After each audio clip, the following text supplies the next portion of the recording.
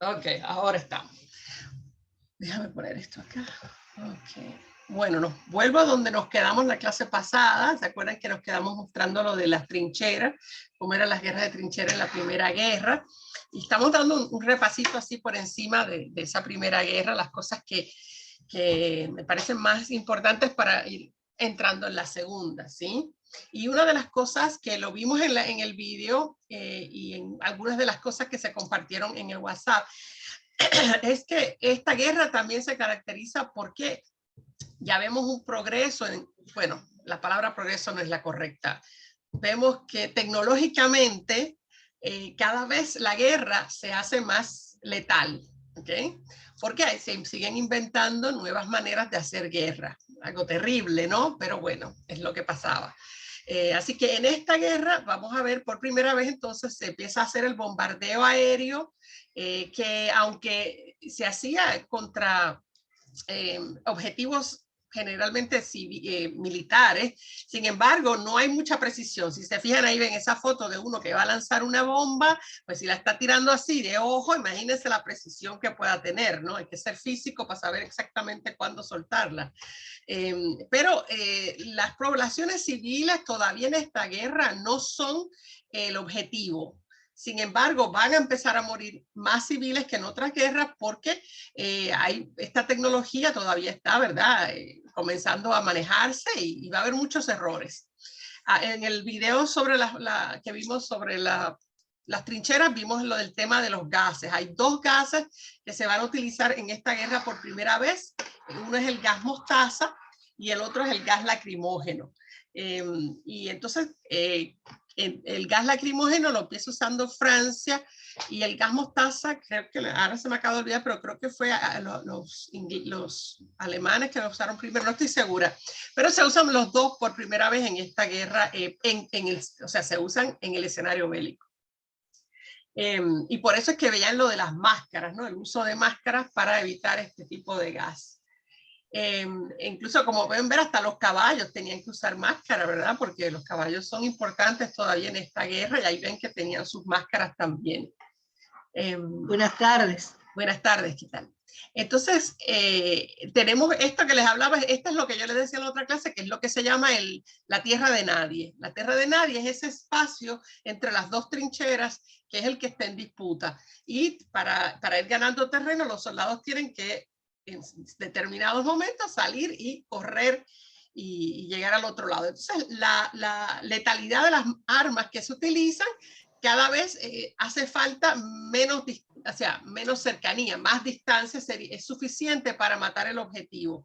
En los tiempos de los años 1700 había que prácticamente mirar a la persona, tenerlo casi de frente para poderle disparar con las armas que había en ese momento. Pero ya en este momento cada vez vemos más distancia gracias a eso, a las armas, ¿no? Debido a las armas. Acá. Los ataques estos de gases pues son muy frecuentes. Ese ataque del gas mostaza dejaba a la persona, perdía la vista, a veces por un tiempo, pero a veces tardaba mucho tiempo en recuperarla. Hacían daño neurológico también. Y en uno de esos ataques, Hitler va a sufrir uno de esos ataques, pero no va a ser nada serio. O sea, no le pasa nada serio. Submarinos es otra cosa que ya existían los submarinos, sin embargo se utilizan ahora en mayor escala en esta Primera Guerra Mundial y los más temidos van a ser los submarinos U-Boat, que eran los submarinos alemanes, ¿sí? Dentro de esta guerra, una de las cosas que hicieron los alemanes fue tratar de utilizar esa ventaja que tenían en el área submarina para bloquear la llegada de alimentos a tanto Inglaterra como Francia, ¿verdad? Esos que estaban recibiendo, especialmente, incluso antes de que Estados Unidos entre en la guerra, ya le proveía alimentos y armamentos a los franceses, pero sobre todo a los británicos. Entonces, lo que se utiliza entonces el submarino para evitar que esos barcos lleguen, o sea, que los atacan antes de que lleguen a los puertos, con la intención de que, con la lógica detrás de eso es, bueno, cuando la gente no tenga comida y cuando el hambre los ataque, van a hacer una revolución en sus países y esos países se tendrán que rendir. Y esa teoría solamente funciona en un lugar que fue en Rusia, o sea, en el Imperio Ruso, que va a sufrir una revolución durante esta guerra y se rendirá precisamente por esa razón. Así que sí funcionó, pero no necesariamente donde estaban atacando los submarinos alemanes. Ahí están los aviones, se utilizan grandes acorazados como este, distintos aeroplanos, o sea, se van mejorando y mejorando los aeroplanos, pero casi siempre los aeroplanos se utilizan también para hacer reconocimiento aéreo, ¿no? Para ver dónde está el enemigo, cuánto han avanzado y todo eso. Para eso también se usó, esta es la última vez que lo vamos a ver en un escenario de guerra, es el uso de dirigibles, que más que nada se utilizan para hacer reconocimiento de dónde está el enemigo, de dónde están las tropas y todo eso. Ahí los ven dirigibles. Entonces, Estados Unidos entra a la guerra después de un bombardeo específico, ¿no? Es el barco que se llamaba Lusitania, que va a ser bombardeado por un submarino. En su camino, se dirigía desde la costa de Estados Unidos, se estaba dirigiendo hacia Irlanda, hacia la costa de Irlanda.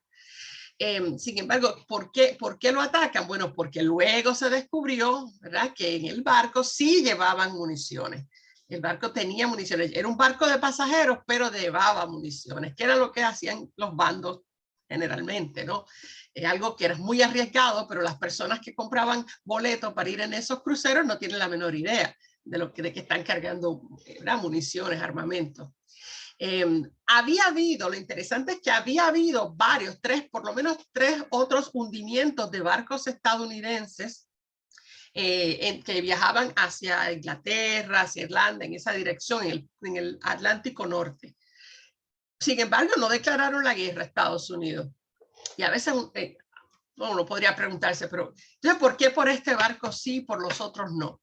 Bueno, porque cuando los otros barcos fueron atacados, las encuestas decían que los estadounidenses no querían inmiscuirse en esta guerra. Había en Estados Unidos un movimiento que se llama aislacionista, que lo que planteaba era esas guerras que se hagan allá en Europa, que se peleen lo que quiere esa gente allá. Nosotros no tenemos nada que ver con eso. Y no había un apoyo ¿verdad?, a que Estados Unidos interviniera con soldados en tierra en esos países. Eso a lo largo de toda la historia de Estados Unidos siempre va a ser así. Si las encuestas todavía no dicen que el pueblo favorece, no se lanzan.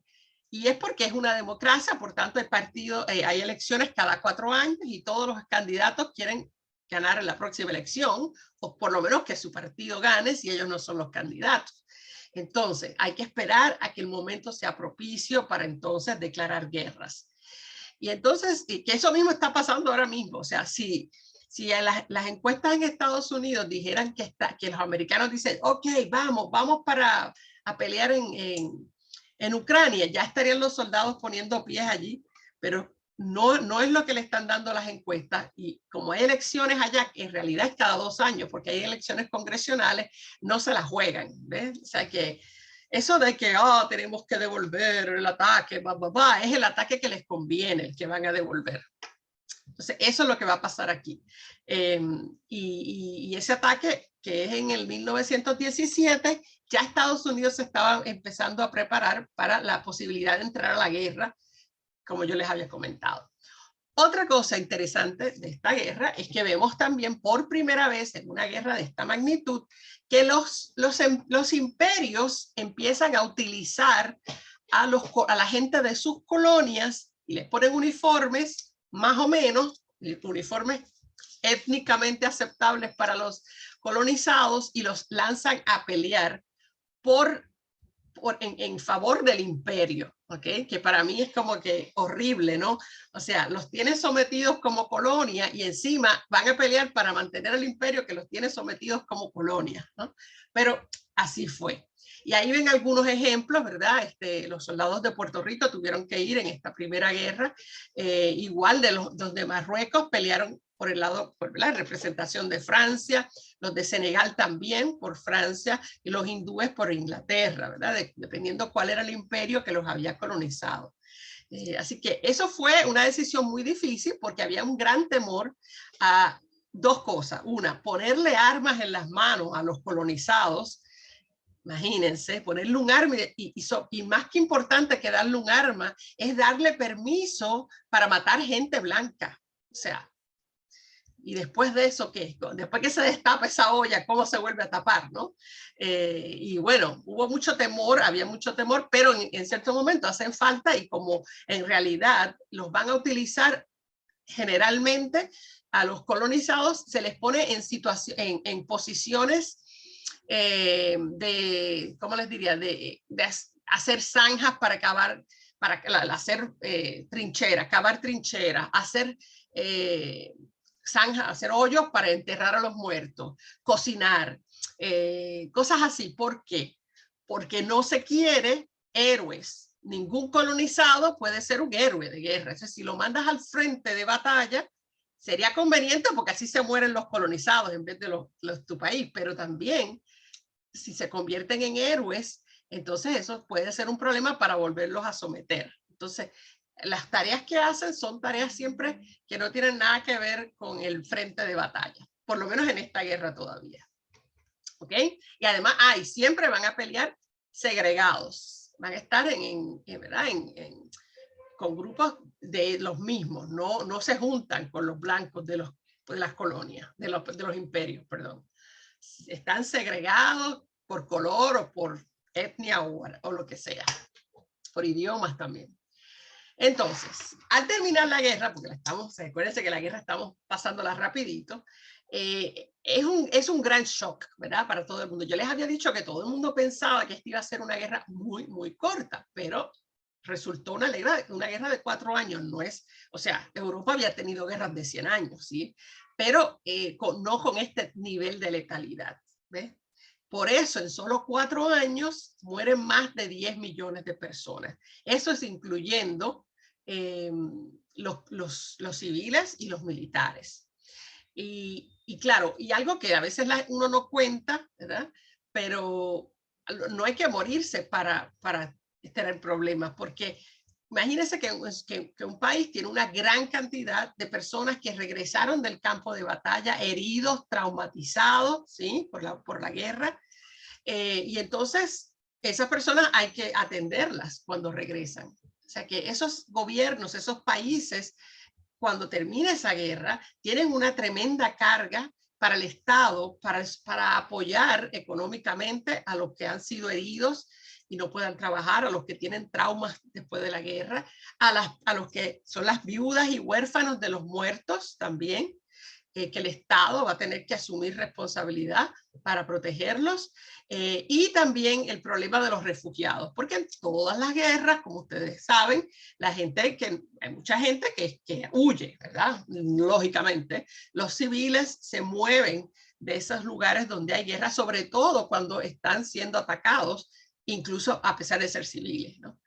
Entonces, esto crea unos problemas que no es decir que la guerra se acabó en 1918 y se acabó, y chévere, todo está bien. No.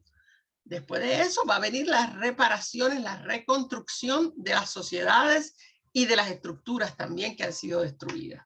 No se pelea, mayormente se pelea en los campos, ¿no? En las afueras, no en las ciudades. Sin embargo, con el bombardeo sí llega más cerca de las ciudades. En términos de militares solamente, alrededor de 7.8 millones, o sea que la gran mayoría son militares. Sin embargo, si se fijan, la mayoría de los que mueren son alemanes y rusos. ¿Okay? Así que eso es importante tener en cuenta porque estos van a ser parte de los protagonistas de la próxima guerra. Y bueno, los otros franceses, por supuesto, todos los otros que mueren. Y Estados Unidos, como llega tarde, pero llega cuando todo el mundo está cansado, ahí es que llega Estados Unidos como un huracán y bueno, termina la guerra rápidamente. Pero por eso solamente pierden 50,000 soldados. Ahora, uno ve las muertes ahí como grupalmente, pero en este mapa lo que vemos es qué % de la población murió en esta guerra. ¿Okay?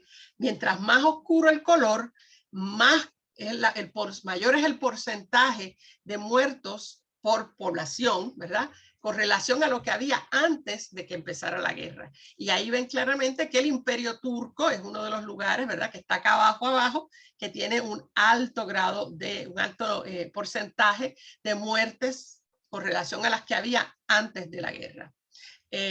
Y bueno, otros países ven que están muy cerca, los que están en esta región de acá abajo, donde están Georgia y Armenia y todo eso. Acá, esto no me ve, ajá. Y luego un poco menos, después ven aquí Alemania, ¿verdad? Que la ven acá grande. Bueno, los rusos, todo eso. Entonces, al terminar la guerra, entonces, Europa está hecha a pedazos, ¿no? Porque esta guerra se hizo en Europa mayormente, y porque son los jóvenes los que mueren en todas las guerras. Primero son los más jóvenes, los más saludables, que fueron los que fueron primero a la guerra. Ahora, interesantemente, hay algo que va a ocurrir en esta guerra. Espérate, déjame hacer silenciar acá. Muy interesante que ocurre en esta guerra es que entra un nuevo elemento en esta guerra, que es el Oriente. Porque el Oriente había tenido sus guerras, pero no se mezclaba con las guerras de Europa. En este caso, no es que se va a pelear todo el Oriente, pero no sé si se acuerdan que yo les había mostrado las colonias que Alemania tenía en el Pacífico.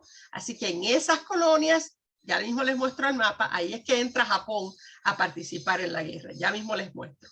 Ahora, de las otras cosas que tienen acá, déjame ver, ya mismo les muestro lo otro.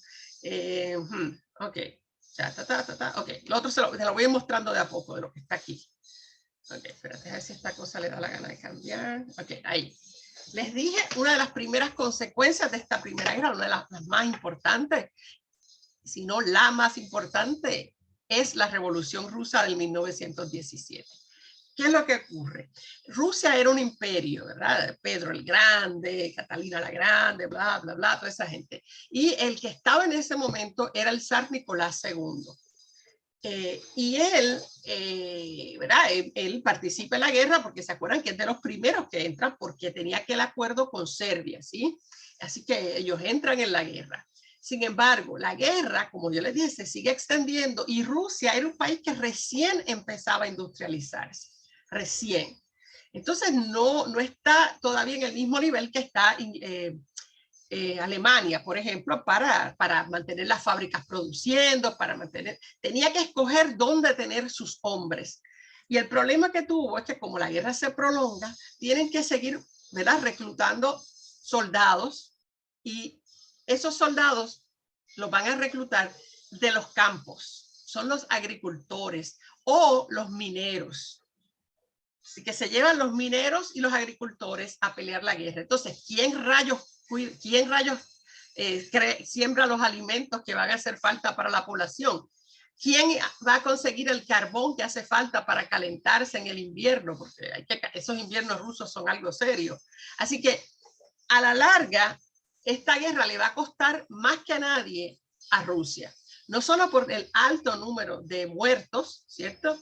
Sino que porque dentro de Rusia van a morir casi 1 millón de personas de desnutrición y de hambre, porque no había alimentos suficientes para ellos. Así que eso trae una situación donde la gente está muriendo de hambre, literalmente muriendo de frío en el invierno, y es el caldo de cultivo perfecto para una revolución, ¿verdad? Y ahí es la gran revolución bolchevique, que comienza en el 1917 en San Petersburgo, justamente un mes más o menos antes de que Estados Unidos entre en la guerra. Así que una vez que ellos empiezan su problema de guerra y se tienen que abandonar, ¿verdad? Porque tienen que atender ese tema, tienen una revolución, y una de las primeras cosas que va a hacer esa revolución es pactar para salir de la guerra, porque está matando de hambre y de frío a los rusos. Y ahí es que Estados Unidos entra, ¿verdad?, para asegurarse que ganen los aliados. Esa revolución bolchevique, ¿verdad?, se va extendiendo, empieza pequeño como todo y se sigue extendiendo y se sigue extendiendo, y los trabajadores se siguen uniendo, y bueno, ahí están. Y llega el momento, no voy a entrar en todos los detalles porque hay guerras posteriores, internas, bueno, pero el caso es que de entrada, Vladimir Lenin es el gran líder de esta revolución. Y él se constituye como el presidente del Consejo de Comisarios del Pueblo.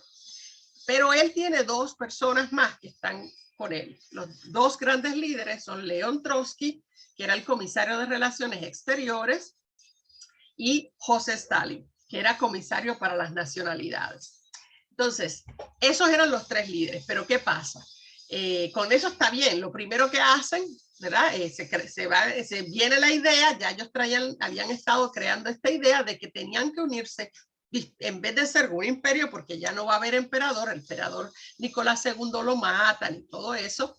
Entonces lo que viene es un nuevo concepto que no había existido hasta entonces, que se inspira en Marx y en Engels y en todo eso, ¿verdad? En lo que es el socialismo, y crean esta nueva unión de repúblicas socialistas soviéticas, ¿sí?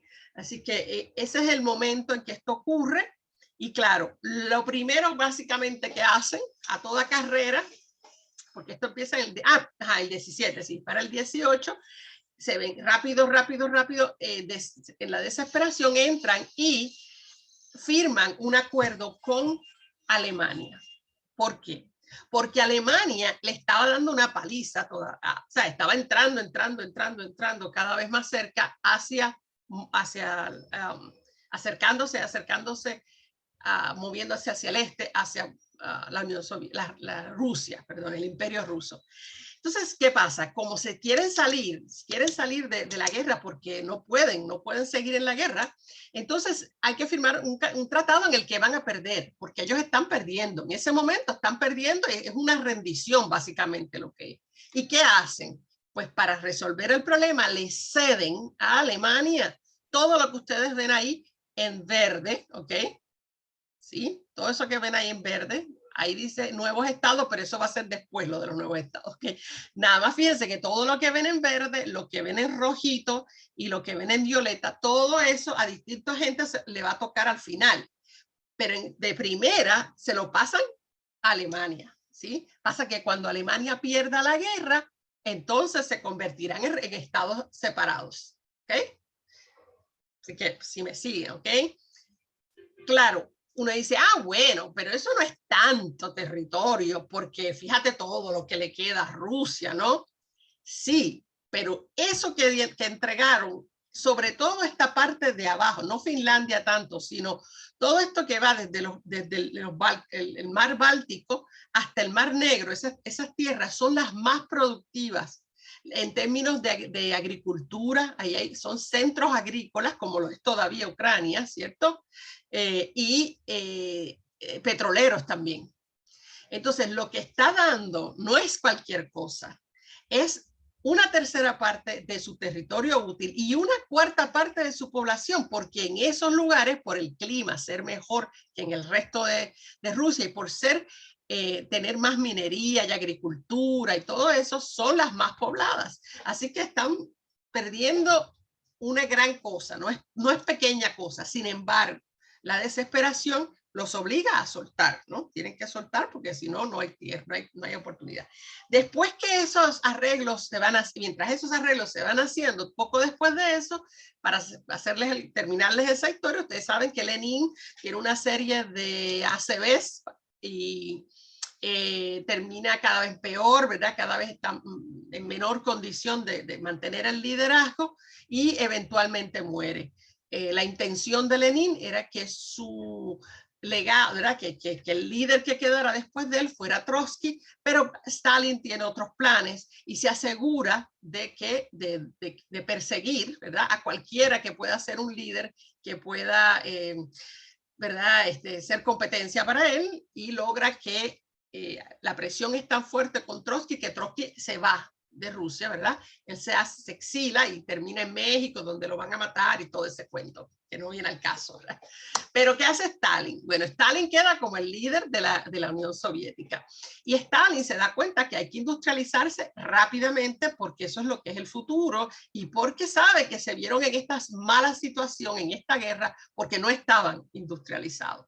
no tenían esa ventaja. Entonces comienza un plan agresivo y rápido de industrialización en 5 años que no fue necesariamente, o sea, no todo le salió bien, ¿verdad? Hubo costos humanos, pero sí logran industrializarse.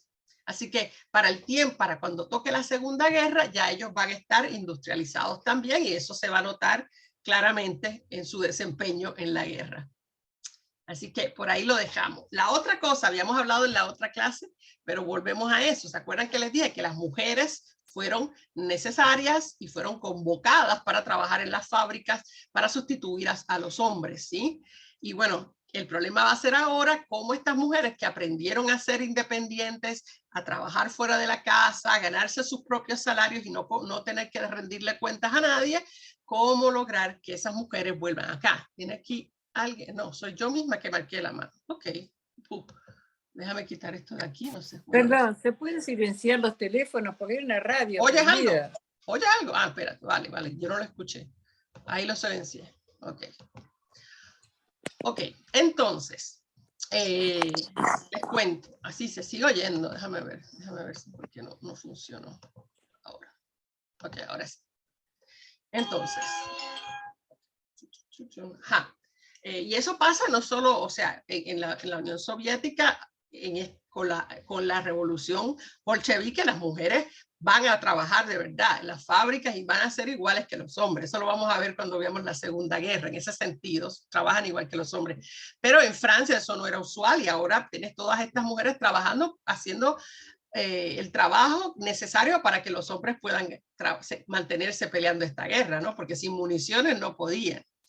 Entonces, los imperios todos que intervinieron en la guerra, todos quedan disueltos, puesto que todos estaban en el lado de los perdedores, estos imperios europeos. Inglaterra sigue siendo imperio, lo que pasa es que no tiene el mismo sentido la palabra imperio porque es el imperio que tiene colonias en lugar del imperio del emperador, que era el concepto previo de imperio. Así que el imperio prusiano deja de existir, va a ser ahora Alemania. El imperio austrohúngaro se separa, además de Austria y Hungría, va a haber un nuevo país, que es el que se llama Yugoslavia, que es el que recoge otras naciones que están en lo que se le llaman los Balcanes, ¿no? Serbia, Montenegro, toda esa región, Bosnia, todo eso se va a llamar ahora Yugoslavia, ya mismo les muestro el mapa. El Imperio Otomano se divide, va a ser Turquía, Siria, Irak, o sea, se divide, ¿okay? Y bueno, van a surgir nuevos países, y ya mismo les muestro el mapa. Espera, déjame ver, hay algo acá en el chat, déjame escuchar. Ah, sí, ok. Entonces, lo último, no lo último, otra consecuencia de esta guerra es el genocidio. Vemos el primer genocidio moderno, ¿verdad? No es el primer genocidio, porque los indios eso fue genocidio también, lo que se hizo contra los indígenas en todas las Américas, y ha habido otros genocidios africanos y todo eso, pero estamos hablando en el mundo moderno del siglo XX, este es el primer gran genocidio que ocurre en Armenia. Bueno, no es en Armenia, no existía, era en el Imperio Turco, ¿verdad? Contra los armenios. Los armenios eran católicos, siguen siendo católicos, ¿no? Católicos ortodoxos. Y los otomanos o turcos eran musulmanes. Claro, la pelea no es por religión, es más étnica que por religión. Sin embargo, el fin es el mismo, es eliminar el pueblo armenio. El pueblo armenio era altamente educado y había un resentimiento hacia ¿verdad? Los pueblos altamente educados generalmente generan resentimientos, como el pueblo judío, por supuesto, es otro gran ejemplo.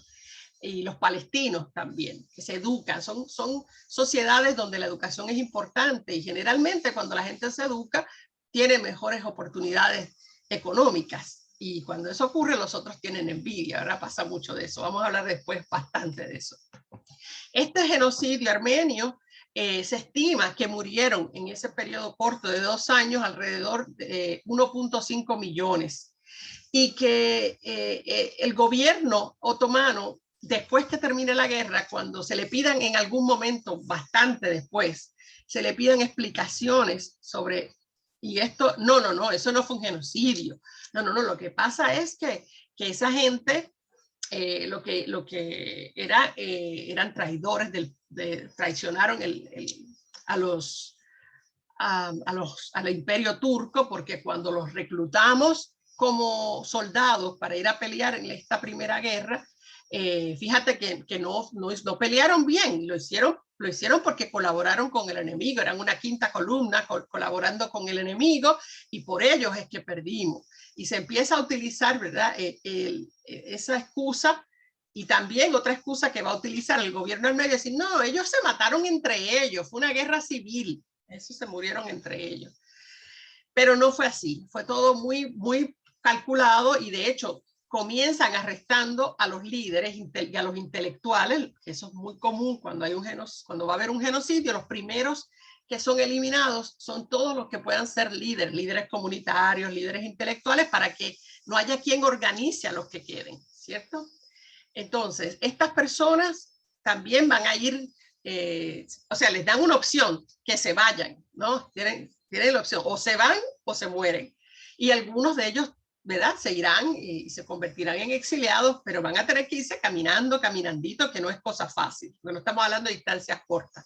Y algunos de ellos terminarán en lugares cercanos, ¿verdad? Buscando apoyo para sobrevivir. Los que se quedaron tenían la opción, era convertirse al Islam y punto, y apoyar el imperio, bueno, ya no iba a ser el imperio otomano, sino lo que iba a ser Turquía, ¿no? Los que van a gobernar en Turquía era un grupo de gente más jóvenes, que se llaman los turcos jóvenes, o los Young Turks, o los turcos jóvenes, y ellos son los que tienen esta iniciativa, en realidad, de sacar a los armenios. Muchos de estos armenios, o sea, nunca se sabrá quiénes murieron y quiénes no hay récord, no hay archivo, no hay documentos, las personas desaparecieron. Si ningún miembro de la familia lo recordó y lo mantuvo, ¿verdad? El reclamo, no había manera de saber quiénes estaban y quiénes ya no están. Entonces, mientras todo esto estaba ocurriendo, se llega a saber fuera, si las noticias llegan fuera de Turquía, pero el presidente en ese entonces, Woodrow Wilson, de los Estados Unidos, se niega a intervenir. No quiso ni meterse en eso, ellos estaban ya por acá, pensando que esta guerra se iba a acabar pronto y que no se iban a meter. Al día de hoy, el gobierno turco resiste aceptar que ocurrió un genocidio armenio. De hecho, hay una multa, no hay una pena de 6 meses a 2 años de prisión para cualquier persona acusada de denigrar la nacionalidad turca o turquedad. Que una de las maneras sería alegando que hubo un genocidio armenio. Además de eso, o sea, los gobiernos que querían ser amigos de Turquía, entonces tampoco se pronuncian con respecto al genocidio. Y ese fue el caso de Estados Unidos hasta tan cerca como el año pasado. Fue en el 2021 que por fin Joe Biden reconoció que hubo un genocidio armenio. Claro, esto es en esta parte del mundo, porque los rusos ya lo habían reconocido. De hecho, en los 60 habían construido un monumento de recordación en un lugar que se llama Yerevan, que le queda muy cerca, y hasta el día de hoy, el país, que es Armenia hoy en día, sigue siendo aliado, amigo de Rusia, y se ha sentido protegido por la Unión Soviética primero y por Rusia hoy en día. Este es el monumento, y ahí ven el monumento que se creó, un monumento extraño ahí, y al medio tiene esas flores y esas cosas, y un fuego que no se apaga nunca. Eso es en Rusia. Estados Unidos, obvio, no ha hecho ningún monumento, nada que ver. Hay algunas comunidades armenias en los Estados Unidos por su cuenta, con su propio dinero, tienen que comprar el pedazo donde van a poner el monumento y pagar por el monumento, y así es como hay algunos pequeños monumentos en algunas partes de Estados Unidos. No sé si acá ahorita ustedes me dicen, cuando yo tome el receso, ustedes me dicen si hay acá algún monumento de recordación. Entonces, bueno, aquí podemos hacer un momento. Hay aquí y contestarme ustedes eso, y si tienen ustedes alguna pregunta pueden abrir micrófono. ¿Hay algún monumento acá? Creo que sí. Sí, hay un monumento, Ajá. Sí, claro, la Rambla, Ajá. y 26, y cerca de 26 de marzo. Ok, ok. Me imagino porque sé que aquí Gracias. hay un grupo grande, ¿no? de armenios Bien, acá. bien grande. Sí, Acá se hay nota. muchos armenios. Sí, se Quería reconoce por los apellidos que casi siempre terminan en IAN. Y ahí, hacer una acotación, ¿puede sí, cómo ser? no. Sí, sí, ahora Este dime. monumento, Ujú. el monumento que se señaló recién, Sí, ese está en Armenia, en Yereván. en Es Yerevan. Sí, lo hicieron el los monumento rusos. de los mártires. Y Ajá. esa es la llama votiva que está encendida siempre. Ok, perfecto. Yo Gracias. he ido varias veces ahí, Sí, sí. ok. Ah, ¿verdad? Sí, que tú eres armenia, claro. Sí, descendiente, sí. Mi padre quedó huérfano a los 7 años. Sí. De toda la familia, digamos, anduvo de orfanato en orfanato. Fue Y uno de bueno, esos huérfanos. Uno de esos sí, huérfanos. Ujú, ujú. sí, Sí, sí.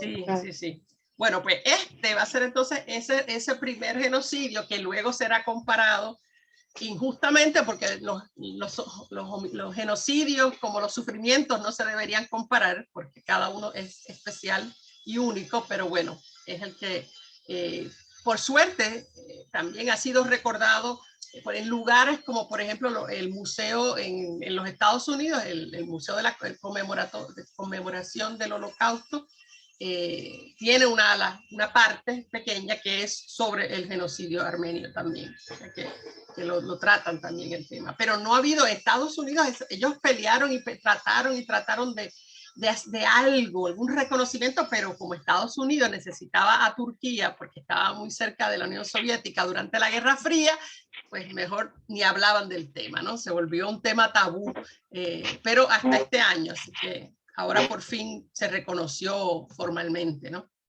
Bueno, entonces, seguimos con la paz, porque hay que terminar esta queja para poder empezar la otra.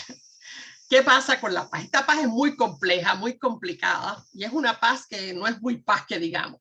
Antes de eso, esta era la otra cosa que no quería que se me olvidara, que es la primera influenza, la primera pandemia de influenza del siglo XX, que fue entre el año 1918 y 1920, asociada con los soldados que regresaban a sus países y que aparentemente regresaban contagiados y se convirtieron en vectores de el virus AH1N1, era que se le llamaba a ese en ese momento.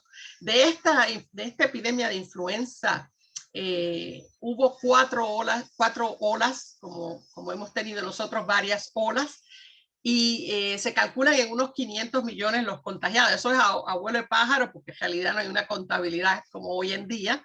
Y entre 17, imagínense ese rango, entre 17 y 50 millones es un rango grande, pero es que no había el seguimiento como lo hay ahora, así que esos son cálculos generales, no se sabe en realidad. Pero fue muy parecida a la pandemia que nosotros conocemos ahora. Les decía del mapa, y hay unos grandes cambios en el mapa de Europa a partir del 1918. La Unión Soviética va a ser más pequeña de lo que había sido el Imperio Ruso, porque le ha cedido, ¿verdad?, esta región de la Finlandia, Estonia, Letonia, Lituania, toda esta región, partes de Polonia, parte acá de Rumania. O sea, estas regiones que tuvo que soltar en el Tratado de Brest-Litov, las perdió, porque se las dio a Alemania, y como Alemania perdió, entonces ahora en la paz, en las conversaciones de paz, es que se decide qué va a pasar con todas esas tierras, ¿no? Esos países, en realidad. Ahora, si ustedes se fijan acá, la Unión Soviética ahora es un nuevo factor, y esto no es pequeña cosa. Es el primer país del mundo que es socialista, que tiene un partido comunista en el poder. Eso estaba en los libros, de eso se había hablado, se habían creado pequeñas comunidades, ¿verdad?, para ver cómo el socialismo utópico le llamaban, porque eran pequeñas comunidades que se había practicado. Estamos hablando de un país como la Unión Soviética, que va a ser el primer país que va a implementar el socialismo, claro que a la larga se convierte en otra cosa, ¿verdad? Eso es otro cuento, ¿verdad? Se convertirá en un socialismo más autocrático que otra cosa, pero en este momento es muy importante porque está en el proceso de industrializarse, y una vez que empiece a industrializarse le va a ir súper bien a la Unión Soviética. Eso lo vamos a ver pronto, ¿ok? Y como le va tan bien, y vamos a ver, sobre todo en los años 20, al finales de los años 20, cuando venga la Gran Depresión de Estados Unidos, que se cae todo el sistema capitalista de Estados Unidos se va al piso, y la Unión Soviética está haciéndolo todo genial y con cero desempleo y todas esas cosas. Imagínense entonces, eso genera un temor desde el mundo capitalista, que es todo el mundo menos la Unión Soviética en este momento, de que otras personas, de que otros países, mejor dicho, decidan copiarse y hacer revoluciones y convertirse en socialistas también. Imposible, ¿no? Inconcebible. Y eso es lo que se le llama el miedo rojo, se le llama así el miedo rojo porque el partido, ya vieron la bandera socialista, era toda roja, y entonces eso va a crecer y crecer y crecer en esos años entre el 1918 y el 1938, justo cuando ya empiece a haber la próxima guerra. En esos 20 años se va a crear el miedo rojo alimentado de todas partes por los países que no eran la Unión Soviética. ¿Okay? Hay un deseo de que no progrese, de que todo salga mal en la Unión Soviética para que a todo el mundo se le olvide el socialismo. Sin embargo, no les va mal. Y el que le va a ir mal es al capitalismo. Y bueno, eso vamos a verlo luego. Así que eso es muy, muy importante. Todos estos países que se convierten en países que no lo habían sido antes, porque habían sido parte de Austria-Hungría, por ejemplo, que ahora es Austria y Hungría, y se crean Checoslovaquia, Polonia, se crean todos estos, Estonia, Letonia, Lituania, se crean como países separados. Eso es razón para que haya una exaltación del nacionalismo en esos lugares también, porque por primera vez se sienten países independientes. Todo eso es lo que va a estar pasando en este periodo, ¿ok? Y algunos lo llevarán mejor que otros. Déjame ver, ahora les voy mostrando. Espérate, esta cosa no. Ajá, acá. Ok.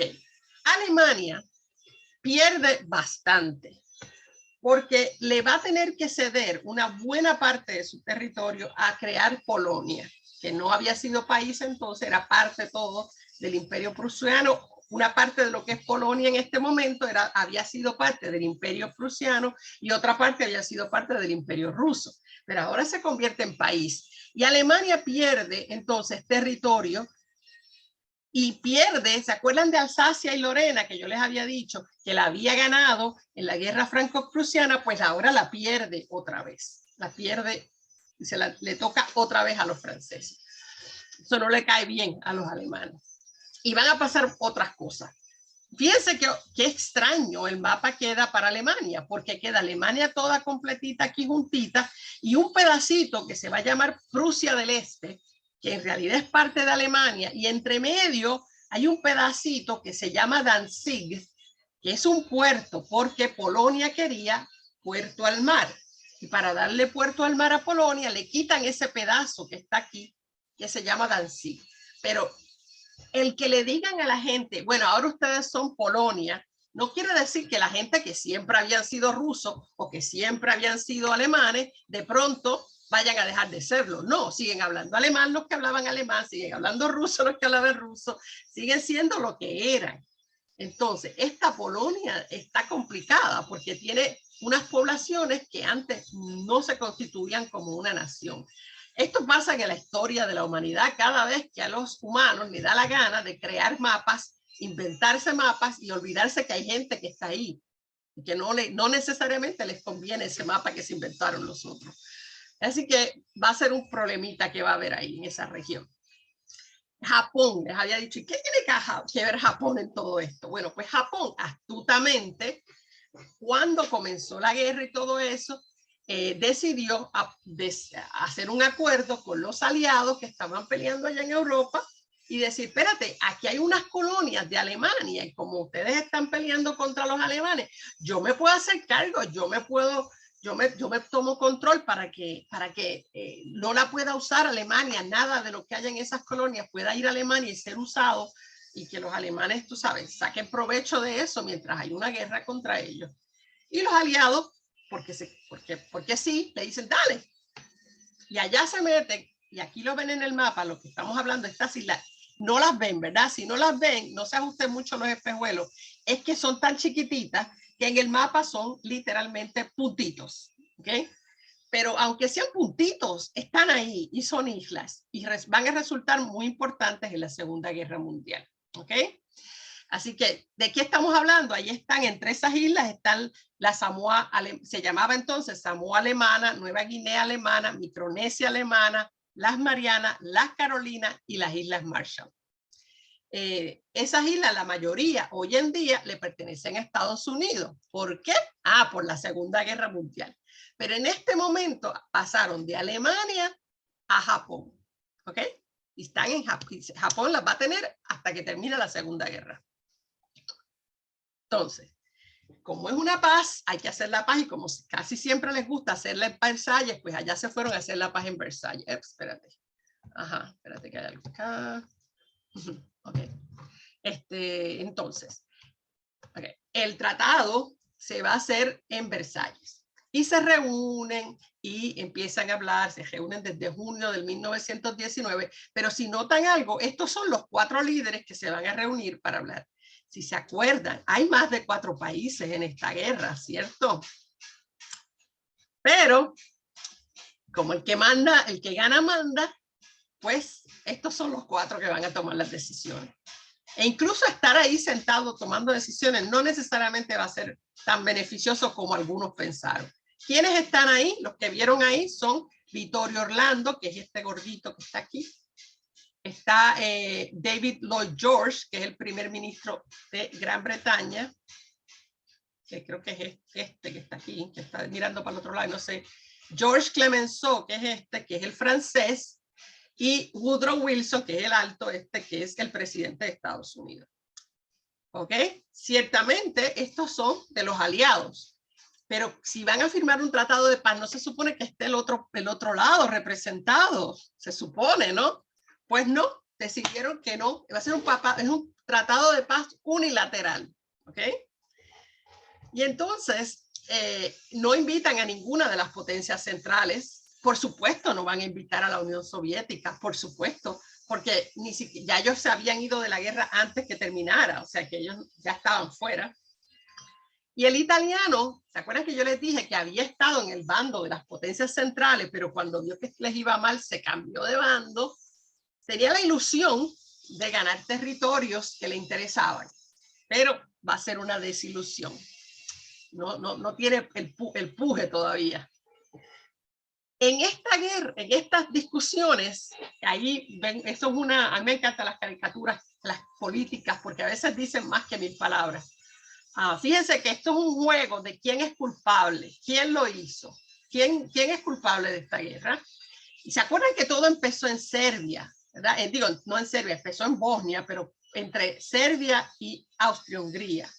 Pero acá ustedes ven, el de Serbia culpa al de Austria, el de Austria culpa al de Serbia, el alemán culpa al ruso, el ruso al alemán, el inglés y el belga al alemán. Todo, pero fíjense que casi todos los dedos miran al alemán.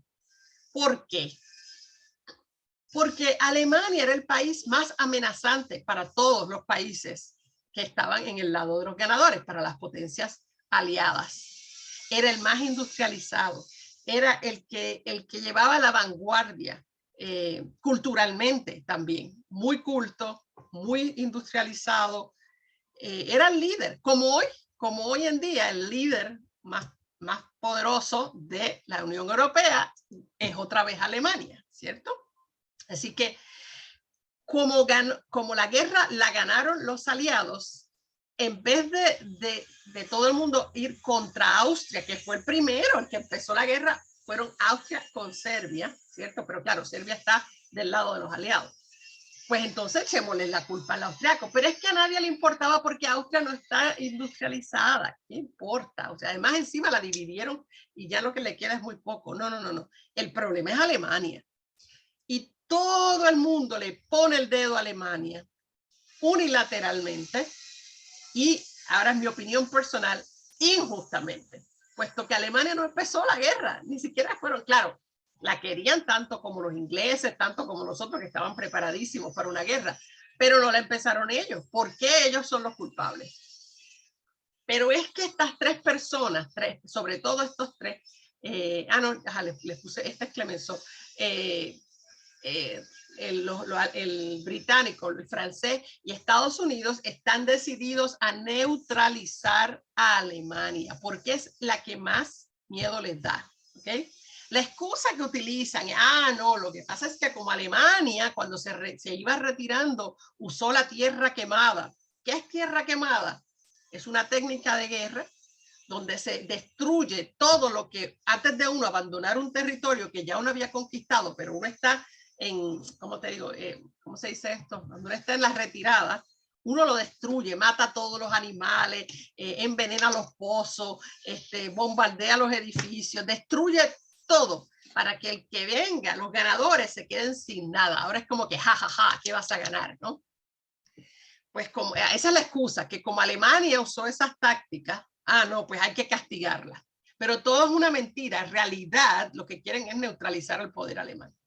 Y miren cómo dice la cláusula. Es una cláusula, le llaman la cláusula de culpa, que está en el Tratado de Versalles en el artículo 231 y dice, los gobiernos aliados y asociados afirman, y Alemania acepta. Alemania no acepta porque Alemania no estaba allí, pero ellos lo deciden.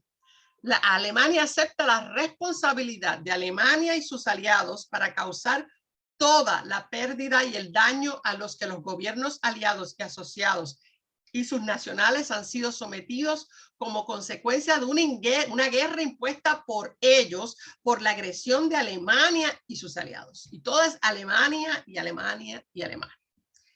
Si se hubiera quedado en palabras, dolía, pero no tanto. Pero no. Vienen los castigos para Alemania, vienen también como parte del tratado. Y para muchos, ¿verdad? Como para este caricaturista, como lo presentó aquí este caricaturista, la paz está muerta desde el momento en que empiezan a firmar ese tratado, porque ese tratado comete una gran injusticia. Y ahora les muestro, ya mismo les describo todos los castigos que se le hicieron a Alemania en una guerra que ellos no iniciaron. O sea, no hay manera de decir que ellos la empezaron.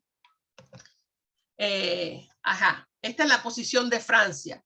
Ellos deben pagar, ellos en referencia a los alemanes. ¿Y qué es lo que le hacen? Es un castigo monumental, monumental.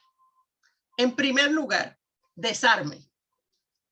Le dicen, no puedes tener más de 100,000 tropas y solo para defensa. ¿Okay? 0 submarinos, destruyes. No, nos entregas todos los submarinos, fue que le dieron a Alemania. Tienes que entregarnos a los aliados todos los submarinos. Los alemanes no son estúpidos. Y sí, qué lindo, le vamos a dar los submarinos para que ellos aprendan toda nuestra tecnología de los submarinos y después cuando en una guerra futura nos vengan a atacar con los mismos. No, y los hicieron, los hundieron. Todos los submarinos los hundieron para que no los pudieran obtener. Le dice, barcos solamente de carga, no más barcos de guerra, solamente para carga. Fuerzas armadas, ¿verdad? De soldados, olvídate, ninguno. Manufactura, no, las fábricas, vas a tener que cedernos fábricas a los que ganamos. No puedes importar armamento de ninguna clase. O sea, es como que tú eres el tigre y te vamos a arrancar las uñas y te vamos a quitar los colmillos. Los dientes, te vamos a dar un tigre sin dientes y sin garras, un gatito, es que ni eso, ¿ok? Entonces esa es la idea, quitarle todo el poder que pudiera tener Alemania. Segundo, Alemania pierde y le cede a los aliados y a los que ellos digan todos sus territorios por todas partes. Alsacia y Lorena se la entregan a Francia. Hay un territorio que no les había mencionado que se llama el Sarre, que tiene minas de carbón, que por 15 años se lo tienes que ceder a Francia para que lo explote. Partes de tu territorio se las vas a donar a Dinamarca, partes a Checoslovaquia, algunas se las voy a mostrar en mapa ya mismo, partes a Bélgica, a Lituania, Polonia. Claro, son partes de Alemania que las está cediendo a esos países porque la obligan, ¿ok? Quiere decir que hay alemanes ahí que entonces de pronto, de la noche a la mañana, viven en Dinamarca, viven en Checoslovaquia, en Bélgica, ahora viven en otro país que no era donde ellos vivían, porque sí, ¿okay? Y que se acostumbren. Si no te gusta, vete, ¿no? Es más o menos la cosa. Entrega de todas sus colonias, las colonias que tenían en África, las colonias que tenían en el Pacífico, todas las pierden, ¿okay? Y entregan Danzig para que Polonia pueda tener acceso al mar. Eso no es suficiente. Dinero, tienes que pagar dinero. Y no es un poquito de dinero. Tiene que pagar en total 32 billones de marcos en oro a los aliados, en oro. Y le hacen un plan de pago, un cómodo plan de pago de 500 millones al año que no puede pagar. Es imposible para Alemania pagarlo, pero así lo deciden y resuelve, ¿no? Las riberas, el río Rin, que había sido siempre alemán, las dos riberas, pues no. Las dos riberas del río Rin no puede haber militares y alemanes y serán ocupadas por fuerzas aliadas por 15 años. Es decir, que la gente que vivía ahí, que eran todos alemanes, no, de pronto van a venir gente de los aliados y ellos van a ser los que mandan aquí y nosotros no podemos estar con Alemania. Interesante, Estados Unidos, que siempre piensa en el negocio, como no le interesa un pedazo de tierra porque no está allí, no es parte del continente, dice, no, yo quiero Bayer, yo quiero que Bayer me dé la receta, la marca registrada de las aspirinas Bayer y cuadramos. Y así fue. Y por último, le imponen a Alemania que no puede volver a tener un imperio. Eso se acabó. Democracia. Te guste, no te guste, la entienda o no la entienda. Democracia contigo. Se va a llamar ahora la República de Weimar y es una democracia parlamentaria y ahí está. Eso es lo que hay. Resuelve. Por supuesto, esa carga de dinero, de pagar semejante cantidad de dinero, es absurda. Y con el plan de pago cómodo que le habían hecho, tan cómodo, como dicen los bancos, siempre es un cómodo plan de pago, es lo que están pagando cada año es solamente un 1.6% de la deuda, ¿verdad? Porque lo demás son intereses. Entonces, nunca terminarán de pagarlo. O sea, el plan es que nunca van a poder pagarlo. Ahí ven en el mapa la tierra que perdió Alemania. Alemania tenía todo lo que ven de todos los colores, ¿no? Lo que no sea gris era de Alemania. ¿Okay? Y lo va a perder todo excepto lo que ven en amarillo. ¿Okay? Así que esto es lo que les decía de Danzig. Aquí está en este pedacito, es el Danzig que separa a Prusia del Este de Alemania, aunque son el mismo país. Esas cosas ilógicas. Este es el pedacito que le van a ceder a Dinamarca, porque los mandaron. Acá está lo que le van a ceder a Checoslovaquia. ¿Ven? Todo esto se lo cedió a Polonia. Acá ven el Sarre, esto chiquitito que ven acá es el Sarre, que les dije que era donde están las minas estas de carbón muy valiosas. Y acá ven Alsacia y Lorena, que la pierden otra vez. Pero como Francia quería sentirse más seguro todavía de que los alemanes no se iban a meter con ellos, a los dos lados por aquí pasa el río Rin, ¿ok? Y a los dos lados del Rin, las dos riberas van a estar protegidas, son zonas no militares, supuestamente no militares, pero es no militar para Alemania, porque los aliados sí van a tener militares ahí, y queda por 15 años queda así. Esa es la idea. Ya mismo te atiendo, Elena. Y por último, todas las concesiones que tenían en China, ¿se acuerdan que tenían un pequeño puerto en China con concesiones comerciales? También lo perdieron. Eso también lo pierden. Ajá, dime, Elena, abre tu micrófono. No, yo quería preguntar, porque como estamos prácticamente en la hora y yo me voy a tener que ir. Sí, verás. Si algo de esto, no voy a decir que sea lo mismo, desde luego, ¿no? Pero si algo de esto no es lo que está pasando en este momento con la Federación Rusa y, bueno, y Ucrania, con la guerra esta, ¿no? Porque Sí. según Putin, la mayor tragedia del siglo XX no fue la Segunda Guerra Mundial, sino que fue la terminación de la Unión Soviética, donde también una cantidad de territorios lo perdieron, ¿no? Sí, sí, pero fue porque se decidió así. Se Obvio, decidió que fueran sí, repúblicas sí, independientes. sí, que se independizaran, claro, sí, sí, sí. Sí. Pero bueno, con este afán imperialista, digamos, de Putin, ¿no? Fíjate, yo no lo llamaría imperialista, porque imperialista es que tiene la intención de crear un imperio. Yo no creo que esa sea tampoco, o sea, no es la experiencia del pasado de Rusia, no es pasarse, ellos es un poco como su propio lugar, recuperar lo que había sido suyo, sí. Que no es la manera de hacerlo, porque uno no agarra lo que le da la gana y sigue andando, ¿verdad? Pero de que él tiene ahí como le digo, una manera de validar a su pueblo esa entrada por el Donbass, ¿verdad? Porque esa gente del Donbass son soviéticos, se perciben soviéticos todavía, sobre todo los mayores que vivieron en la Unión Soviética, y se sienten, ¿verdad?, parte de Rusia. Sí, es lo que pasa siempre, o sea, cada vez que se dibujan estos mapas a conveniencia de las potencias y no se piensa que hay personas que están ahí y hay algo que puedan decir esas personas, nunca se tienen en cuenta, que resuelvan, que aprendan otro idioma, que resuelvan, o sea, siempre eso queda ahí, y a la larga explota. Se puede tratar de ignorar, pero a la larga la gente no quiere dejar de ser lo que son, porque casi todos nos gusta ser quienes somos, ¿verdad? Y no nos gusta hacer otra cosa, y bueno, sí, se parece en ese sentido, sí, a un reclamo de lo que había sido la Unión Soviética, y porque hay unas poblaciones que hablan el idioma y que se sienten atraídas hacia el país. Ese va a ser también reclamo. En ese sentido sí se parece a Hitler, en el sentido de que se crea esa noción de que si ellos hablan nuestro idioma y nos quieren, pues caramba, tienen que ser parte nuestra, obvio. Es como obvio, pero también es más complicado que eso, ¿cierto? Sí, no, por eso decía, no es que sea lo mismo, sí, pero sí, me recuerda de alguna manera, ¿no? Exacto. Porque toda esta pérdida de territorios y demás fue alimentando una cosa, y en Alemania y en Hitler particularmente, ¿no? Claro. De la reconquista y digamos, con el ánimo de conquistar Europa, ¿no? Sí, es una venganza, se van a tomar venganza de lo que les hicieron.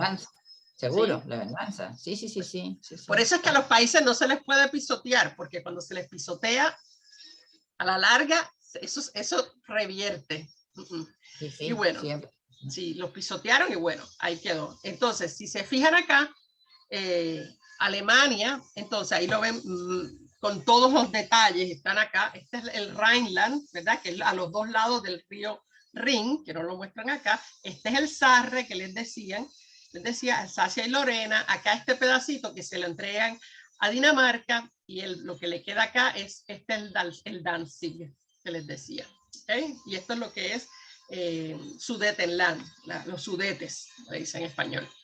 Ahí lo ven más claro, ¿verdad? Ese es el Danzig, ¿verdad? Hoy obvio es parte de Polonia, ¿no? Pero no lo era hasta entonces. Y estas son las colonias que Alemania pierde en África, ¿verdad? Togo, Camerún, la Alemania y Tanganyika y ¿cómo es que se llama eso? Se me olvida ahora. Entonces, claro, el problema es que Alemania, esto no se lo comenté, cuando yo le digo Alemania perdió, pero perdió. Esa es la pregunta. ¿Por qué? Porque Alemania nunca fue ocupada militarmente por los aliados. Por eso es que es importante en las guerras para poner el pie en el lugar, porque si no, se queda esa puerta abierta de que, pero nosotros estábamos peleando fuera del país, y de pronto nuestro país, nuestros líderes civiles, no los militares, se rindieron. No hubo una rendición militar, ¿cierto? El armisticio, que es el fin de la guerra, parar las hostilidades, fue firmado el 11 de noviembre por los civiles. ¿Quiénes eran esos civiles?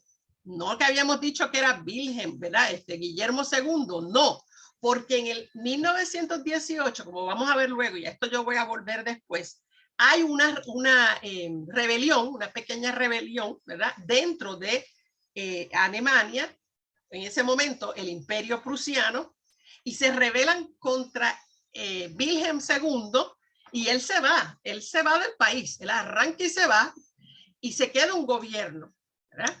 Un gobierno que ya les doy tiene un gran porcentaje en las personas más importantes de judíos. ¿Okay? Mantengan eso en la cabeza. Y esos son los que se rinden, ¿ok? Pero no fueron los militares los que se rindieron. Por tanto, para todos los que eran militares, ellos nunca perdieron. Ellos se quedaron como que, espérate, pero ¿qué pasó aquí? ¿Cómo que se acabó la guerra si estamos peleando? Entonces, como no se firma con los militares y los militares son obligados por ese nuevo gobierno a rendirse, no se querían rendir, queda entonces en el aire, en la cabeza de los alemanes, ese concepto de que ¿quién perdió esta guerra? Porque nosotros estábamos peleando. ¿Quién perdió la guerra? Acá hay dos teorías, ¿verdad? La realidad, ¿verdad? No hay dos teorías. Está la realidad y la teoría de los nazis, ¿ok? Hay un libro que se llama La Alemania Imperial y la Gran Guerra, 1914 al 18, de Roger Chikrin, que es el que estudia en detalle todo esto. Y él presenta, compara las dos. Yo le estoy dando aquí un súper resumen del libro, ¿no? La realidad fue que entre agosto y septiembre del 18, los generales, algunos generales, ya empiezan a hablar de esto no lo podemos ganar. Uno de ellos es Erich Ludendorff, que era muy reconocido, era un muy admirado general alemán. Ya empezaban a hablar de la derrota, pero, ¿verdad? Como les dije, hay una rebelión primera, un nuevo gobierno por el canciller Max von Baden. Es interna, todavía está Wilhelm II, pero se cambia el canciller. Lo que está cambiando es solamente el canciller, Max von Baden. Ok, y entonces después de eso, al otro mes, que básicamente un mes después, viene entonces esa revolución socialista, que esa es la que les digo, que hay unos cuantos judíos que son líderes de esta revolución, que esos son los que derrocan a Wilhelm II, el Kaiser se va del país, abdica y se va, y ellos son los que proclaman una república, ¿ok? Antes del armisticio, porque el armisticio es el 11 de noviembre, esto es el 9 de noviembre, o sea que justamente, y ahí ellos terminan, pam, pam, pam, y paz, y chao, chao. Y antes que pudiera nadie reaccionar, ya se acabó la guerra. Ahora, los alemanes, los nazis, en su historia, su teoría es que el orden fue distinto. Una revolución primero, luego el armisticio, luego una derrota y luego la paz. ¿Okay? Esa derrota que no era derrota, ¿no? Derrota que derrota. Y ahí ven, uno de ellos, que es un judío, el que proclama la república el 9 de noviembre, ahí lo ven firmando los documentos, es Philipp Scheidemann, que es judío. Y eso es importante, porque no es por esto que va a ocurrir la persecución de los judíos, no es por esto, pero les ayuda a sostenerlo, ¿verdad?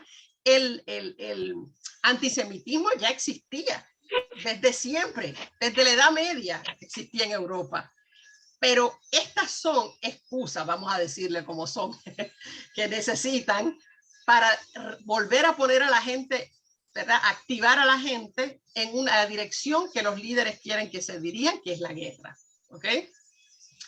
Entonces, nos paramos aquí un momento y con esto vamos a terminar y podemos tomar un ratito para que me ayuden ahí pueden abrir los micrófonos y ayudarme a ver lo que están viendo y a interpretar. Esta es una caricatura política muy, muy difundida en esos años entre las guerras en Alemania. Y sostiene lo que se le llamó el Dolchstoßlegend, que es la teoría de la puñalada por la espalda, y ahí ustedes están viendo la puñalada claramente. Lo que dice aquí abajito en alemán es lo que Alemania piensa. Independientemente de la realidad, esto es lo que Alemania piensa. Entonces, si se fijan, ¿quiénes están al este? O sea, miren a los soldados que están en la trinchera, ¿ok? Fíjense algo interesante. No tienen el sombrero anterior, ¿ok? El del piquito arriba.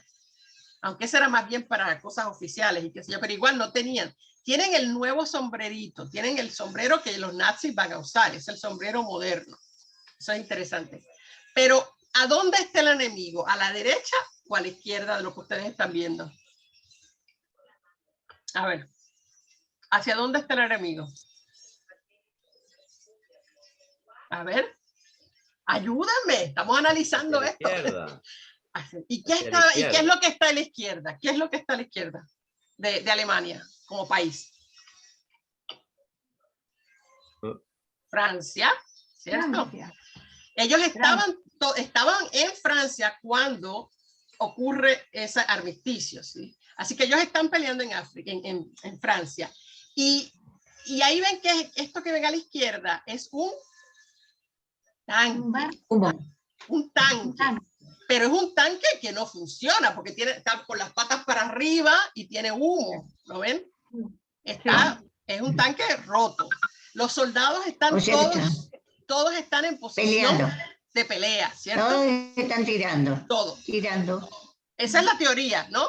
Nosotros estábamos peleando y es más, estábamos ganando. Mira, los teníamos ahí mal a ellos. Ahora, miremos para el otro lado. Este que está aquí, ¿se les parece a este? Este señor, ¿se les parece a este señor? Mírenlo otra vez. Judíos. ¿Lo ven? Ahora, ¿cómo se les parece? Este es claramente Philipp Scheidemann, ¿okay? Es él, es Philipp Scheidemann, el que está con la puñalada en la espalda, porque él es el que declara la república y firma el armisticio. Ahora, atrás de él, ¿qué es eso? ¿Quién es? ¿Qué ven? ¿Ah? Hay dinero. ¿Cómo son? ¿Cómo son? De la manera que están vestidos, ¿qué podemos decir de ellos? Los industriales. Son de dinero, ¿verdad? Tienen dinero, Claro, tienen leontina. Además, fíjense que hay uno de ellos, espérate, que hay un ruido fuerte. Voy a cerrar todo. Ajá, y abran de nuevo, según hablen, pero es que hay algo, un ruido muy fuerte. Ok, pueden abrir los micrófonos para contestarme, ¿bien? Este que está aquí, fíjense en este. Estos dos que están acá, estos se ven europeos ricos, ¿verdad? Pero estos dos, ¿cara de qué? Bueno, cara no, ¿caricatura de qué? Judíos. Judío clásico, ¿verdad? En la caricatura. Y uno de ellos, exacto.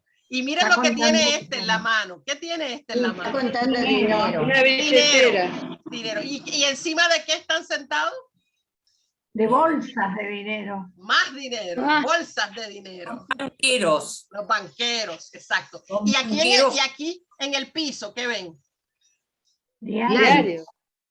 Claro, porque controlan la prensa.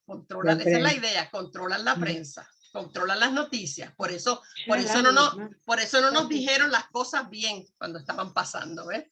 Ahora, si se fijan, hay un reguerete de gente que viene con banderas y vienen del otro lado. ¿Quién son esas gente? ¿Quiénes pueden ser esas personas que están detrás?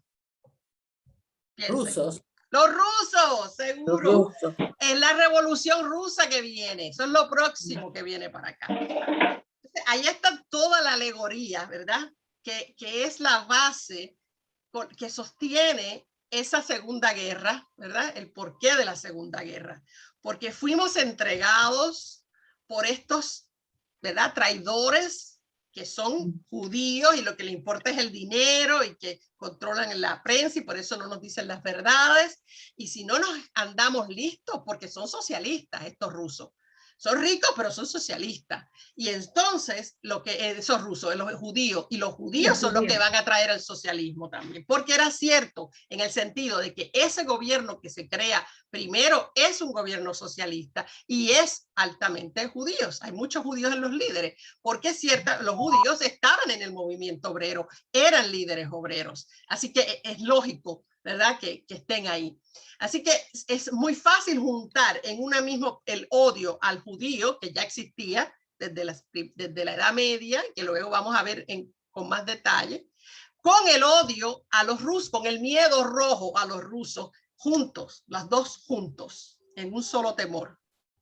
Y eso va a ser devastador. Deja ver acá, para verle está ya por ir cuadrando, entonces, ven otra, donde ven que aquí ven, ya es más del tiempo de los nazis, ven al nazi apretado, no puede moverse por todas las constricciones que le impusieron en ese tratado de paz.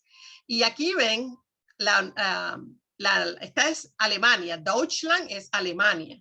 Y ahí ven la cadena de Versalles. ¿Sí? Que lo atrapa, es la cadena que lo detiene. Y acá ven un negro, ¿y ese negro? ¿Qué hace ese negro ahí? Americano. No, ese negro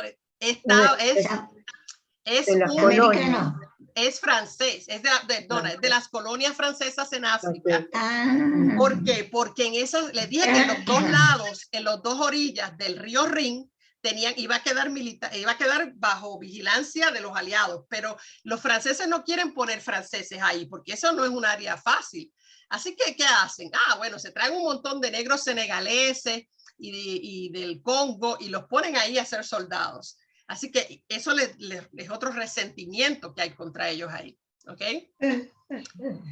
Espérate. Ajá. What? Está pintando.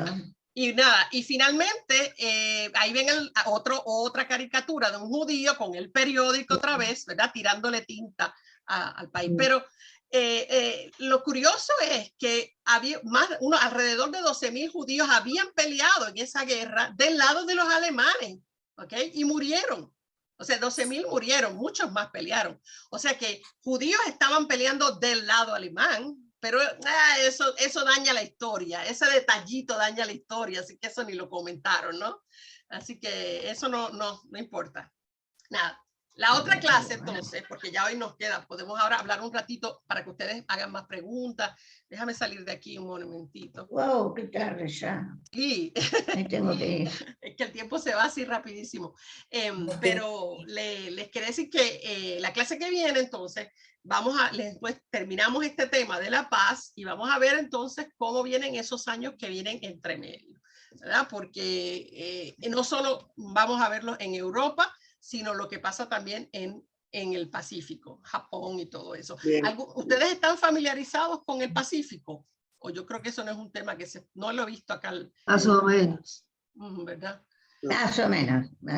Sí, bueno, pues usaremos mapas, nos orientaremos con eso, porque no se puede hablar de esta guerra sin eso, aunque en Estados Unidos, créanme, yo tenía un compañero profesor que enseñaba este curso antes que yo le enseñara y él no hablaba nada del Pacífico. ¿Cómo es posible? Y era un griego y no sé, lo veía desde el punto de vista europeo y punto. Perdón. Dígame, sí. Perdón, profesora. Dígame. ¿Puedo decir algo? ¿Cómo no? Diga. Bueno, muchas veces no hay que fijarse el árbol, sino mirar el bosque. Yo tengo entendido que todas las guerras, tanto la mundial y todas las guerras regionales y la Segunda Guerra Mundial, fueron causas económicas. Y económicas porque las dos veces creo que el país más pujante de Europa era Alemania. Y necesitaba territorio para expandir sus fábricas, sus conocimientos industriales, ¿no? Y esa fue la causa principal. A mí me habían enseñado eso, ¿no? Bueno, es una de las causas, sí. La Segunda Guerra definitivamente, esa va a ser una, porque ellos querían tener, ¿verdad? Convertirlo en un imperio. Eso, él sí que era imperialista, Hitler. Seguro. Pero la Primera Guerra era el tema de las colonias, ¿no? En ese sentido. Perdón, y la historia se repite, porque todos los países que son pujantes y que imperan tanto económicamente como políticamente necesitan de territorios. Y eso es lo que está haciendo la China, con todas las pequeñas islas que existen en el Pacífico, se está apoderando. Claro, pero en los tiempos más recientes, se ha aprendido, ¿verdad? Porque China no busca dominar países ni tener colonias. Pero Dominar mercados. mercados es sí. un imperio económico. Exacto. Oh, Y sí. yo creo que el nuevo orden mundial va a ser así. Va a ser militar, político y económico. Y el imperio económico va a ser chino. Y militarmente va a ser la OTAN con Estados Unidos, y políticamente y militarmente. Va a dominar, van a ser los policías de la tierra. Bueno, yo tengo otra teoría, porque yo estoy haciendo el curso de Estados Unidos y también, y mi teoría es que Estados Unidos va a caer por su propio peso. Va a ser implosión, va a ser implosión interna por los problemas internos de Estados Unidos. Problemas internos de racismo que tienen. Y desigualdad, la desigualdad, o sea... la desigualdad, pero lo económico está imperando siempre. También. Las 80 corporaciones que existen en la tierra están en Estados Unidos. Eso es lo que le mantiene económicamente. Así es. Yo creo que yo personalmente, ahora me voy a volver así como una gurú, como Nostradamus.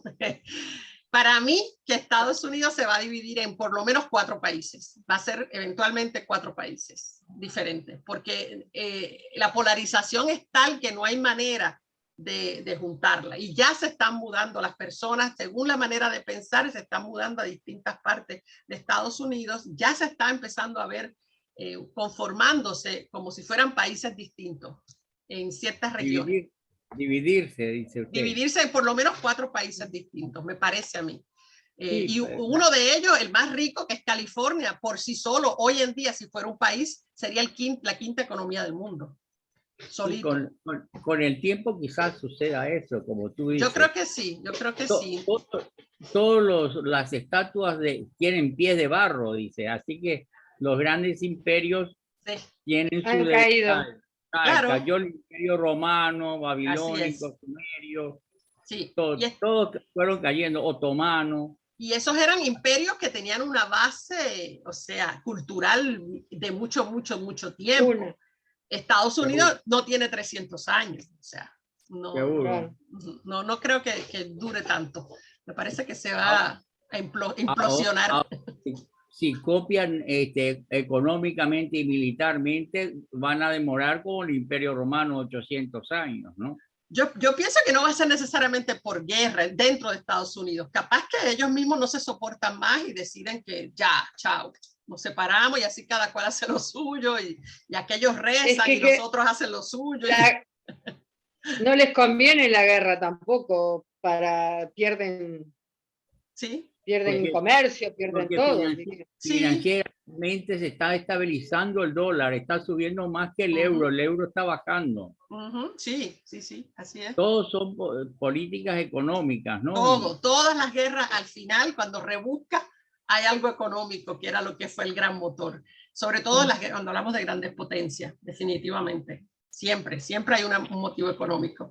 Pero también a veces el nacionalismo, el sentimiento nacionalista, cuando se conjuga, entonces se manipula, porque es fácil manipular el nacionalismo. ¿Ves? Nos están atacando. Sí. Ahora lo fuerte económicamente de Alemania es y será porque predomina el luterismo o el protestantismo. Lutero le enseñó que el Dios de ellos es el trabajo.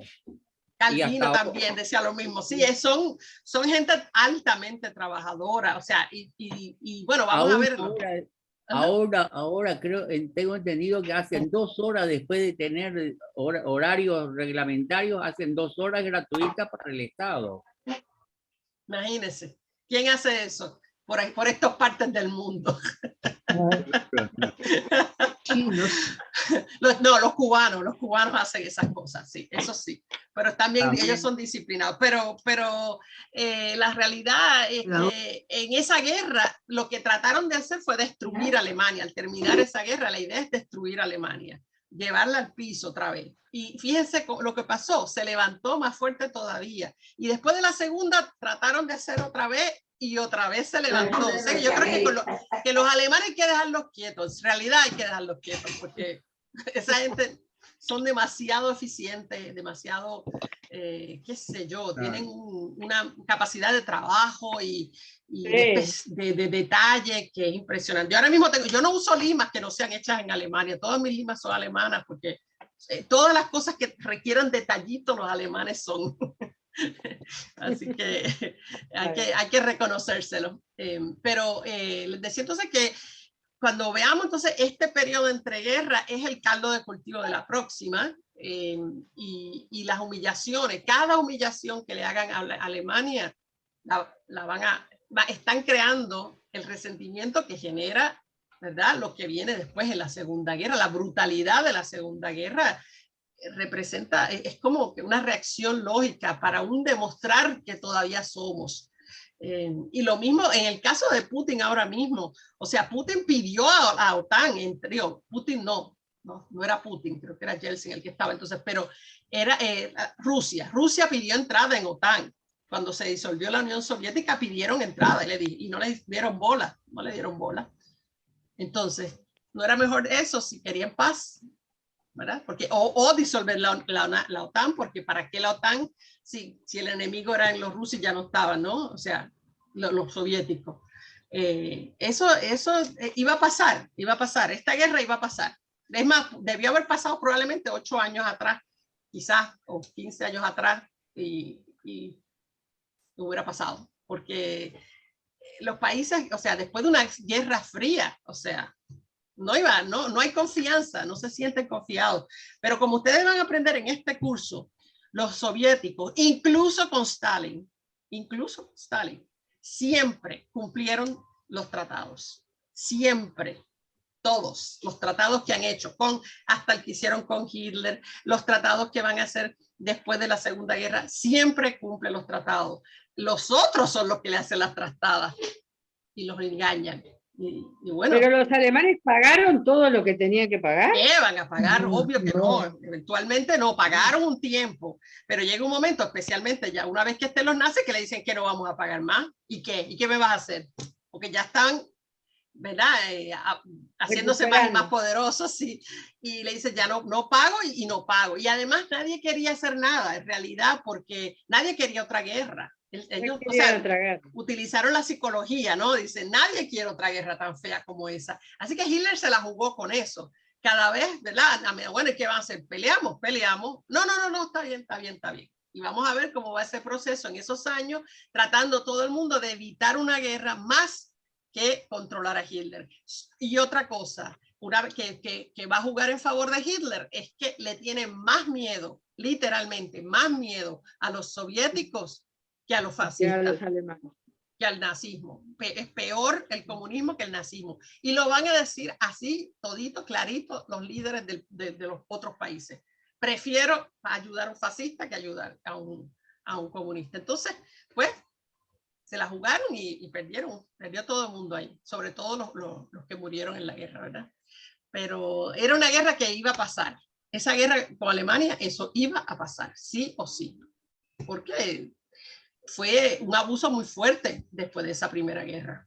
Ellos no le habían hecho daño a nadie hasta entonces, o sea, no tenían ningún problema. El único problema era con Francia, que siempre lo tienen, que siempre lo van a tener, porque hasta que se mueran lo tienen. Esos son como a veces esos países que no se soportan, que son vecinos y nunca se aguantan. Es más, hay pueblos que son así, pueblitos que se odian. Bueno, así Francia y Alemania no pegan. Y igual, desde siempre. Así que, bueno, nada. ¿Alguna otra duda, alguna pregunta, cosas que se les ocurrieron? No sé. Muy linda la clase. Me alegro que me vayan siguiendo, porque muy son cosas complejas. ¿Ah? ¿Cómo? Muy interesante, porque, por ejemplo, el genocidio armenio no sabía por qué era, o sea, te aclara mucho. Bueno, vamos a hablar después un poquito más, cuando hablemos ya cuando vengamos a hablar del genocidio judío, del holocausto, volvemos un poquito y comparamos unas cuantas cosas entre uno y otro, volvemos al tema. Y sí, es un genocidio muy olvidado, muy poco mencionado. Y entonces, ¿qué pasa? Que suena feo, pero es la verdad. Hollywood, el montón de directores de Hollywood, de los dueños de las compañías que hacían las películas, eran judíos. Y por supuesto, el tema del holocausto por eso es que lo vemos tantas y tantas veces en películas, unas mejores que otras. Pero es un tema muy común, sobre todo en Hollywood, por mucho tiempo fue un tema común. Ahora, ¿quién va a presentar la película sobre los armenios? ¿No? ¿Quién la va a hacer? Debe haber alguna, pero pequeñas películas, me imagino. Pero o sea, hay que tener mucho dinero para hacer esas películas de guerra, imagínate, o de época, cualquier película de época. Y bueno, no tienen la manera. Perdón, Diga. perdón, Eligia, yo tengo entendido que ahora están metidos los chinos también en Hollywood, ¿no? Mucho capital. Capaz que tengan, sí, pero los directores, hay muchos que son judíos y los actores también, muchos judíos. Sí. O sea, hay una gran comunidad, son muy talentosos, obviamente, y tienen... inteligentes. Y como todos los pueblos que han sido perseguidos, me imagino que pasa lo mismo a Levantina con el pueblo armenio, se apoyan mucho unos a otros, se ayudan, como le pasa a todos los pueblos que han sido perseguidos así. Perdón, hablando de películas, ¿ya vieron El poder del perro? Sí. Muy bueno. Qué bueno está. Ese final, ¿verdad? Y deja a uno como que, ajá. Sí. Pero ahí estaba el asesino con premeditación y alevosía. Pero no cuentas la película porque hay otros que no la han visto. Sí. Yo con mis hijas aprendí que no puedo dañarle los finales. Yo digo comentarios así, pero no digo. Digo sin decir.